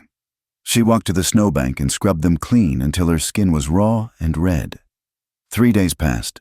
The fever came and went, leaving Samuel weak but lucid. The bullet had not hit bone or organ, just flesh, and his constitution was as hard as the granite of the mountains. By the 4th morning, he was sitting up, drinking coffee, and cleaning his revolvers. That was when Sheriff Grady rode in. He did not come alone. He came with Elias Thorne, the railroad lawyer who had retreated when the shooting started. They rode up to the porch with the confidence of men who carried paper shields rather than steel ones. Clara saw them from the window. She reached for the rifle, but Samuel stopped her. "No guns," he said, standing up with a grunt of pain. He buttoned his coat to hide the bandage. "This isn't a gunfight anymore." He walked out onto the porch, Clara a step behind him. "Sheriff," Samuel said. His voice was cold. "I seem to recall you telling me you wouldn't interfere. I ain't interfering in a personal dispute." "Rourke," Grady said, shifting uncomfortably in his saddle. He wouldn't look at the spot in the yard where the blood stain from Gower's body still darkened the earth. "But this is official business. Mr. Thorne here has filed a petition." Thorne smiled. It was the smile of a viper. He reached into his saddlebag and produced a document tied with a red ribbon. Eminent domain. Mr. Rourke. Thorne said smoothly. The territorial governor has signed off on it. The railroad requires this valley for a grade-level spur. The needs of the Commonwealth outweigh the rights of the individual. You have 30 days to vacate. The government will cut you a check for the assessed value of the land. Samuel stared at him. The assessed value? $3,000, Thorne said. Generous, considering the state of the improvements. The ranch was worth $50,000, easily. And the girl? Samuel asked quietly. Miss Vance is a fugitive, Thorne said, his eyes flickering to Clara. She is wanted for murder and breach of contract. However, if you vacate the property quietly, perhaps the company can be persuaded to lose the paperwork regarding her status. We might let her disappear. It was extortion. Plain and simple. Give us the land, and we won't hang the woman. Clara felt a surge of nausea. They were using her as a bargaining chip. Again. Samuel walked down the steps of the porch. He moved slowly, stiffly, but he did not stop until he was standing at the shoulder of Thorne's horse. Let me see the paper, Samuel said. Thorne handed it down, looking smug. Samuel took the document. He didn't read it. He crumpled it in his fist, turning the crisp legal parchment into a ball of trash. Hey, Thorne shouted. That is a government writ. Samuel grabbed Thorne by the ankle, with a roar of effort that must have torn at his stitches. He yanked the lawyer out of the saddle. Thorne yelped, crashing into the mud. Sheriff Grady reached for his gun, but stopped when he heard the metallic click of a hammer cocking. Clara stood on the porch, the Colt revolver leveled at his chest. Don't, she said. Samuel stood over Thorne, who was scrambling backward in the slush, his fine coat ruined. You tell the governor, Samuel snarled, that this land was bought with blood, my wife's blood, and now my own. If he wants it, he can come take it himself. But he better bring an army, because I will kill every man who steps foot past that gate. You are making a mistake, Rourke, Thorne sputtered, wiping mud from his face. You can't fight the railroad. We own the courts. We own the judges. Samuel stepped back, his chest heaving. He tossed the crumpled paper onto Thorne's chest. Get off my property, Samuel said, and take the sheriff with you. If I see you again, I won't throw you in the mud. I will put you under it. Thorne scrambled onto his horse. He and Grady wheeled their mounts and galloped away, not looking back. Samuel watched them go, then leaned heavily against the porch railing, his face pale. They are right, you know, he said softly. Clara holstered the pistol. Right about what? They own the local courts, Samuel said. Judge Holloway in town is in their pocket. If we stay here and wait for them to come back with marshals, we lose. They will besiege us until we starve or they burn us out. So we fight, Clara said. No. Samuel turned to look at her. His eyes were fierce. We fight, but not here. Pack your things, Clara, and put on your best dress. Where are we going? Cheyenne, Samuel said. The circuit court is sitting. Judge Silas Blackwood is presiding. He is the only man in this territory I trust to know the difference between law and justice. The journey to Cheyenne took 4 days by wagon. It was a brutal trip for a wounded man, but Samuel refused to stop. He drove the team himself, his jaw set against the pain, while Clara sat beside him, holding a heavy leather satchel that Samuel had retrieved from a safe beneath the floorboards of his study. They arrived in the city as a storm was breaking. Cheyenne was a sprawling chaos of brick and timber, noisy and smelling of coal smoke and cattle. They did not go to a hotel. They went straight to the courthouse, a looming stone building that looked like a fortress. Samuel secured a hearing. It wasn't easy. He had to use his name, his reputation, and a fair amount of gold to bribe the clerk. But by the following morning, they were on the docket. The courtroom was packed. Word had spread that Samuel Rourke, the recluse cattle baron, was challenging the Union Pacific. Ranchers, curious townsfolk, and a phalanx of railroad lawyers filled the gallery. The air was stifling. thick with the smell of unwashed bodies and stale tobacco. Judge Silas Blackwood sat behind the high bench. He was a relic of the old frontier, a man with a mane of white hair and a face carved from granite. He watched the proceedings with eyes that had seen everything and was impressed by none of it. Thorne was there, looking fresh and confident in a new suit. He presented his case first. He spoke of progress, of the greater good, of the legal rights of the corporation to develop the territory. He painted Samuel as a dangerous obstructionist and Clara as a violent criminal. "This woman," Thorne said, pointing a finger at Clara, "is a runaway bondservant who murdered a foreman in cold blood. She has no standing in this court. She belongs in a cell." The gallery murmured. Eyes bored into Clara. She sat at the defense table, wearing a simple black dress, her hands clasped tightly in her lap. She wanted to shrink. She wanted to hide, but Samuel's hand covered hers, warm and heavy. When it was Samuel's turn, he did not make a speech. He stood up, wincing slightly as he straightened his side, and picked up the leather satchel. "Your Honor," Samuel said, his voice carrying to the back of the room without effort. "The plaintiff speaks of the law. I would like to speak the truth." He opened the satchel.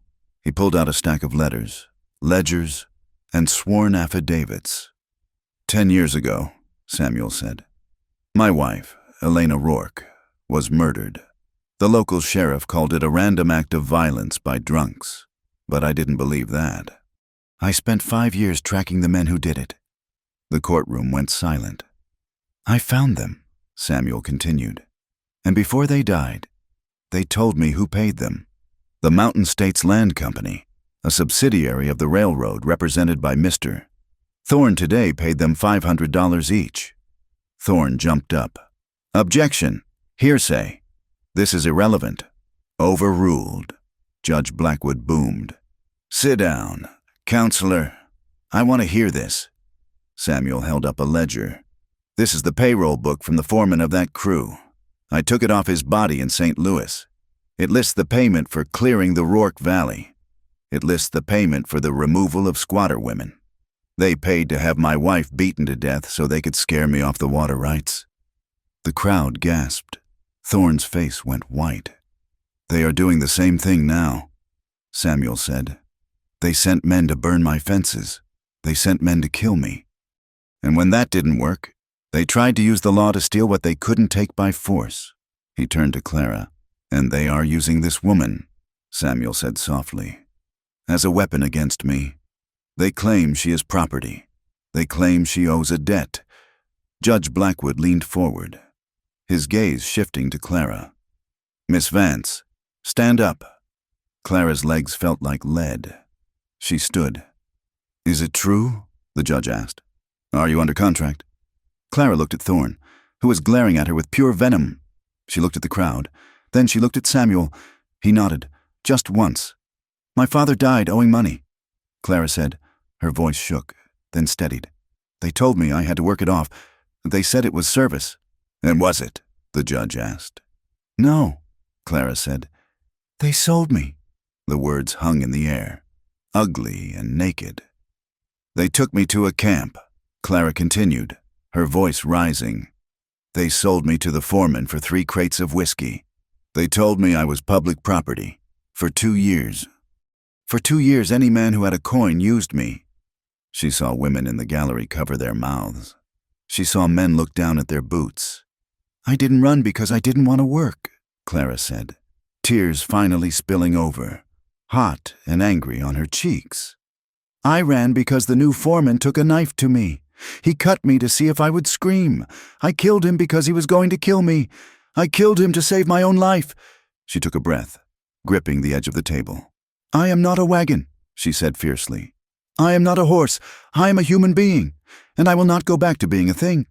She sat down, shaking violently. Samuel put his arm around her shoulders, pulling her close in front of the entire room. He didn't care who saw. Thorne stood up, flustered.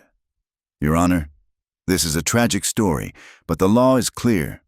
The law," Judge Blackwood interrupted, his voice like thunder, "is not a suicide pact, and it is certainly not a shield for slavers." The judge stood up, his black robe swirling. The 13th Amendment to the Constitution was ratified 20 years ago. Blackwood roared. There is no such thing as a bondservant in the United States. The contract you hold, Mr. Thorne, is not only void, it is evidence of a felony. You are trafficking in human flesh. Thorne's mouth opened and closed like a landed fish. As for the land, Blackwood continued, looking at Samuel. Given the evidence presented that the railroad engaged in a criminal conspiracy to murder the defendant's wife and intimidate the landowner, I am dismissing the eminent domain petition with prejudice. If the railroad wants that valley, they can build a bridge over it. They are not touching 1 inch of Rourke's soil. He slammed his gavel down. It sounded like a gunshot, but this time it was the sound of freedom. Case dismissed, Blackwood declared. And Mr. Thorne, I suggest you leave my courtroom before I have the bailiff arrest you for kidnapping. The cheer that went up from the gallery was deafening. Thorne and his legal team fled through the side door like cockroaches scattering in the light. Samuel did not join in the cheering. He turned to Clara. She was weeping now, truly weeping, her face buried in her hands. The relief was a physical weight, crushing and liberating all at once. "Clara," Samuel said. She looked up. He took her hand. He pulled her to her feet. He didn't let go. "Let's go home," he said. They walked out of the courthouse into the bright afternoon sun. A crowd had gathered on the steps. A reporter from the Cheyenne Leader pushed forward. "Mr. Rourke," the reporter shouted. "Mr. Rourke, is it true? Is she your wife?" Samuel stopped. He looked at the reporter. He looked at the crowd. Then he looked at Clara. She stood beside him, battered, scarred, wearing a plain dress and boots that had walked through hell. She was the most beautiful thing he had ever seen. "She is not my wife," Samuel said loudly, so everyone could hear. The crowd quieted. "She is Clara Vance," Samuel said. He lifted her hand, pressing it to his chest, right over his heart. "And she is my woman. Not because I own her, not because I bought her, but because she is the one who stayed when the world tried to burn us down." He looked at her, his eyes shining. "She chose me, and I chose her." Clara squeezed his hand, her heart soaring so high she thought it might burst. She lifted her chin and smiled at the crowd, a smile of pure, unadulterated triumph. The journey back to the valley was slow.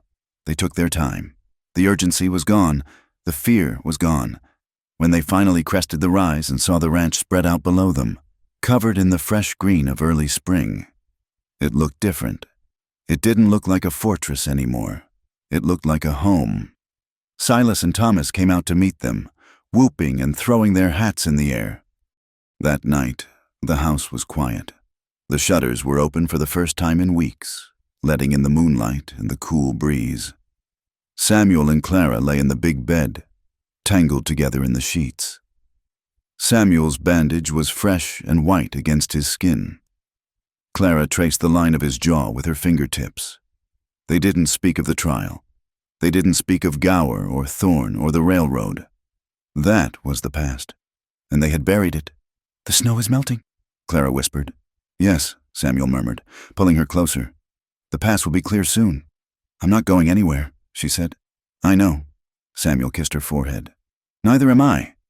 He shifted, wincing slightly as his wound pulled, and rested his forehead against hers. "I was thinking," he said softly, "about the east pasture. It gets good sun in the morning. It would be a good place for a garden. Vegetables, maybe some flowers." Clara smiled in the dark. "Flowers? Why not?" Samuel said. "We have enough cows. We could use something softer." "I don't know if I can grow flowers," Clara said.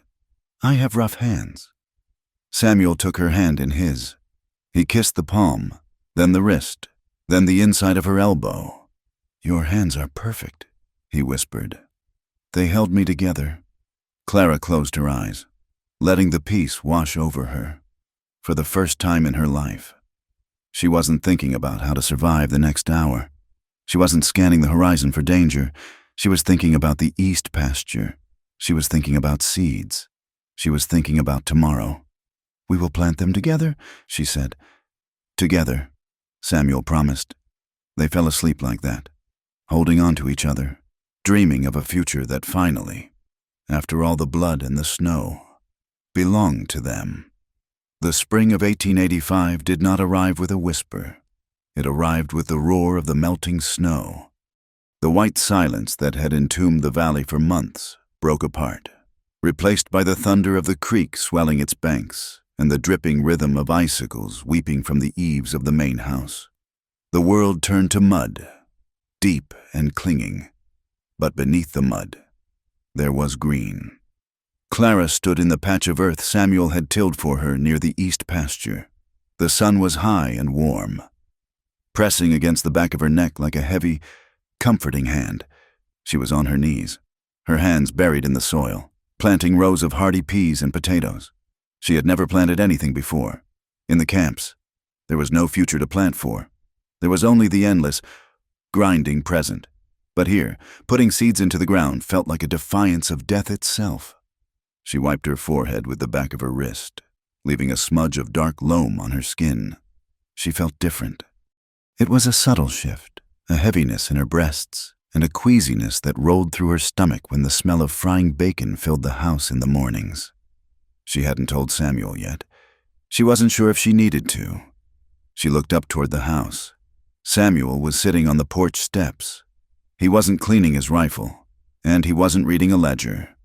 He was working a piece of wood with a draw knife, shavings of pale pine curling around his boots like fallen ribbons. Clara stood up, brushing the dirt from her apron, and walked toward him. The chickens, a brood of speckled hens she had insisted on buying from a neighbor in the next valley, scattered around her feet, clucking contentedly. Samuel looked up as she approached.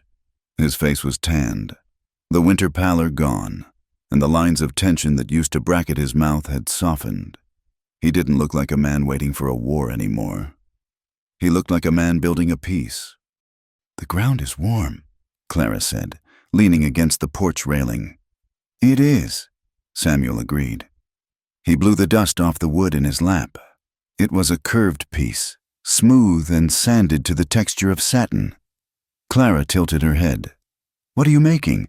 That is too curved for a fence post and too small for a chair leg." Samuel stopped his work. He looked at the wood. Then he looked at her. His gray eyes were perceptive, seeing everything she thought she was hiding. He looked at the way her hand rested instinctively on her stomach. "It is a rocker," Samuel said, his voice low and steady. "For a cradle." Clara's breath hitched. "A cradle?" "Pine is soft," Samuel continued, running his thumb over the grain. "It holds warmth, and it smells like the forest. I thought we might need one before the snow flies again." Clara felt the sting of tears, sudden and hot. He knew. He hadn't asked, hadn't pressed, but he knew. And instead of fear, the fear she felt that she might not be a good mother, that her blood was too poisoned by trauma to grow something pure, he offered her a cradle. "You think so?" she whispered. "I think," Samuel said, setting the wood down and standing up. He wiped his hands on his trousers and stepped down into the dirt to stand before her. "I think this valley has seen enough death. Clara, it is time to see some life." He reached out and placed his large, calloused hand over hers, right where it rested on her belly. The heat of his palm seeped through the fabric of her dress, branding her not with ownership, but with promise. "We will need more cows," Clara said, her voice trembling with a laugh that was half a sob. "And Hattie will complain about the noise." "Hattie is already knitting booties," Samuel revealed, a small smile touching his lips. "She guessed 3 weeks ago." Clara laughed then, a free, bright sound that startled the hens. Samuel watched her, and the look in his eyes was so full of adoration it made her knees weak. "Go wash up," he said softly. "I want to show you something." They rode out an hour later.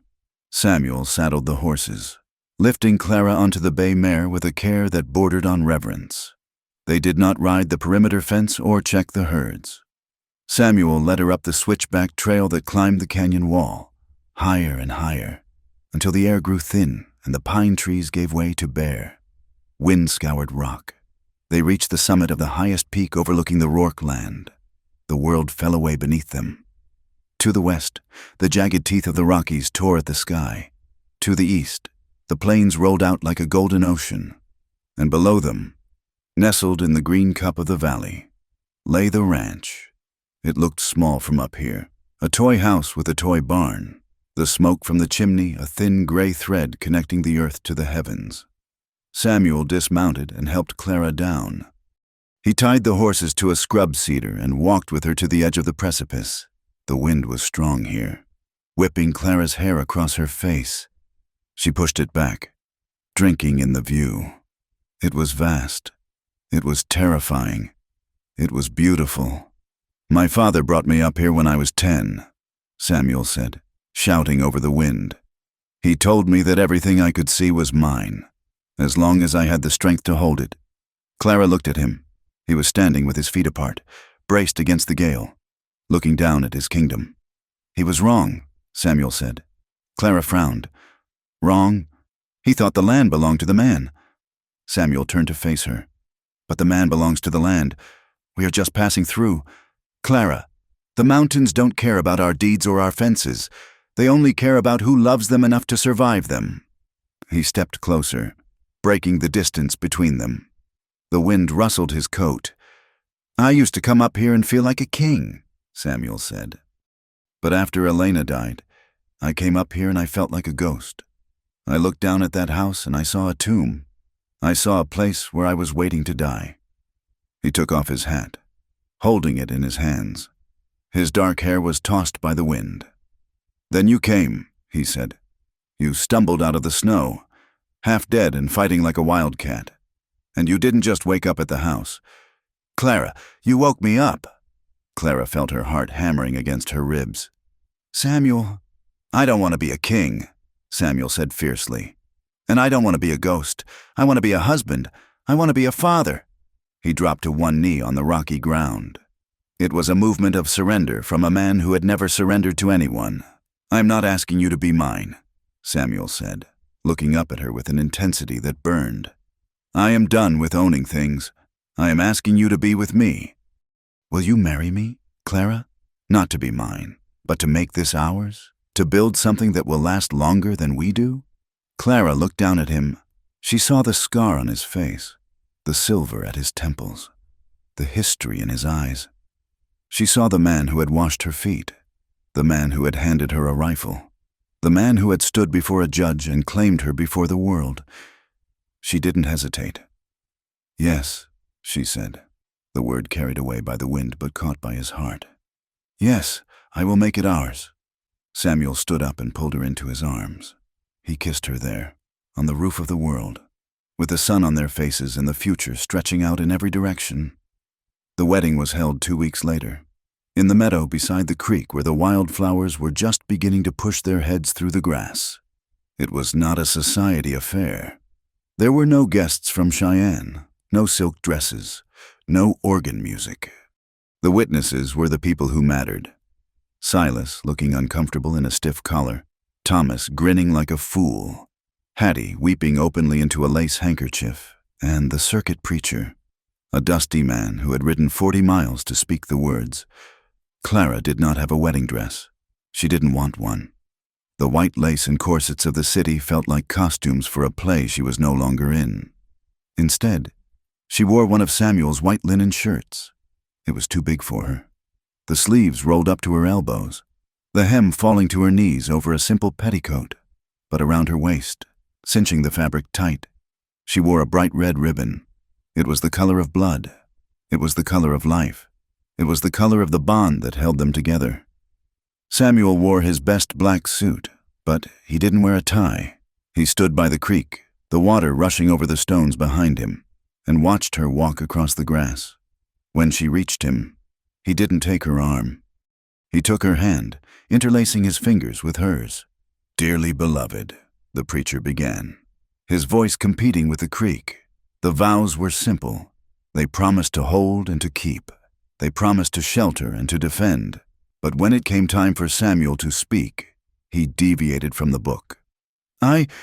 Samuel," he said, his voice rough with emotion. take you, Clara, to be my wife. I promise to never stand in front of you to hide you, but to stand beside you to fight with you. I promise that you will never be hungry, and you will never be cold, and you will never, ever be alone." Clara's voice was steady when she answered. Clara, take you. Samuel, I promise to be your home. I promise that no matter how deep the snow gets, I will be the fire that waits for you." When the preacher pronounced them man and wife, Samuel didn't wait. He swept her into his arms and kissed her until the ranch hands cheered and Thomas fired his pistol into the air in celebration. The feast was simple: roasted venison, fresh bread, and a cake Hattie had spent 3 days baking. They ate on long tables set up under the cottonwood trees, passing bottles of wine and laughing until the sun dipped below the canyon walls. Night fell, bringing a chill that hinted at the winter past, but the fire in the main bedroom was roaring. Samuel closed the door, shutting out the rest of the house. He turned to look at Clara. She was standing by the window, the white shirt glowing in the firelight, the red ribbon a slash of color against the linen. He walked to her slowly. He didn't touch her at first. He just looked. "Mrs. Rourke," he said, testing the weight of the name. "Mr. Rourke," she replied, a smile playing on her lips. He reached out and pulled the red ribbon loose. It fell to the floor, a silent pool of silk. "You are beautiful," he whispered. He picked her up, carrying her to the bed that was covered in the quilts they had huddled under during the siege. But tonight, there were no rifles leaning against the nightstand. Their lovemaking that night was a convergence of everything they had been and everything they were becoming. It was not the desperate, frantic coupling of the barn, nor was it the gentle, healing reverence of the cave. It was both. It was rough, driven by a hunger that felt bottomless, a need to consume and be consumed. Samuel's hands were heavy and possessive, claiming her body with a fierceness that made her gasp. He kissed her scars, the old ones from the camp, the new ones from the brambles in the garden, worshipping the map of her survival. Clara met him with equal force. She pulled him down, arching into him, her nails digging into his shoulders. She wanted his weight. She wanted his strength. She wanted to feel the life they were creating between them. "Mine," she whispered against his throat. "You are mine. Always," he groaned. But in the quiet moments, after the fire had burned down to embers, it was tender. Samuel held her, his arm pillowed beneath her head, his hand resting protectively on the slight swell of her stomach. They lay in the dark, listening to the wind outside. It was the same wind that had nearly killed her, the same wind that had howled while she was trapped. But now, it was just a song. "Are you happy?" Samuel asked into the darkness. Clara listened to his heartbeat, steady and strong against her ear. She thought of the girl who had run through the snow with blood in her boots. She thought of the woman who had stood in a courtroom and demanded her humanity. "I am," she said, "I am finally real." Summer came, turning the valley into a riot of green and gold. The cattle grew fat on the lush grass. The garden exploded with life, peas, beans, squash, and yes, a row of bright yellow sunflowers that turned their heads to follow the light. But the work was not just on the land. Samuel began clearing a plot of ground near the road, miles from the main house but accessible to the scattered homesteads in the lower valley. "What is it?" Clara asked one day, bringing him a jug of water as he pulled stumps with a team of draft horses. "A schoolhouse," Samuel said, wiping sweat from his brow. Clara looked at the cleared earth. "For our child. For all of them," Samuel said. "Thomas has a girl. Silas has nephews down in the flatlands. And more families are coming. The railroad brought trouble, Clara, but it also brought people. If we want this valley to be safe, we need to make it a community. Ignorance breeds the kind of hate that killed Elena. I won't let it take root here again." Clara watched him work, her heart swelling with pride. He was building a fortress, but this time, he was building it with books and windows instead of logs and guns. Clara had her own work. In the evenings, when the chores were done, she sat at Samuel's heavy oak desk. She had paper, ink, and a list of names she had gathered from the memories she tried so hard to suppress. She wrote letters.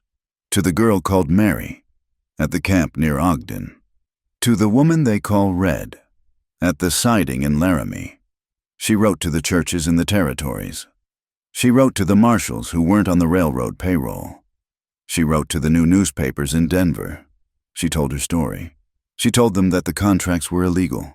She told them about Judge Blackwood's ruling. She gave them the legal arguments to fight. You can't save them all. Clara, Samuel said gently one night, reading over her shoulder. I can try, Clara said, blotting the ink. Someone has to tell them that there is a place to run to. Someone has to tell them that they can walk away. She folded the letter. I ran, Samuel, and I found you. Maybe one of them will run and find herself. Samuel kissed the top of her head. You are a dangerous woman. Clara Rourke. I intend to be, she said. The first snow of the year fell in late October. It was a gentle snow, dusting the pines like powdered sugar. The labor began at midnight. It was long and hard. Clara fought through the pain with the same grit she had used to survive the blizzard. She didn't scream. She gritted her teeth and rode the waves of agony like a storm at sea. Hattie was there, calm and efficient. Samuel was there, too. He refused to leave the room, despite Hattie's protests. He sat by the bed, holding Clara's hand, his face pale, wiping the sweat from her brow. Breathe, he commanded softly, echoing the lesson he had taught her with the rifle. Don't hold it. Breathe through it. I hate you, Clara gasped during a particularly brutal contraction. I know, Samuel said, kissing her knuckles. You can hate me later. Right now, you just have to fight. And she did. She fought for the life that was trying to join them. Just as the sun crested the eastern ridge, painting the snow in hues of rose and gold, the cry split the air.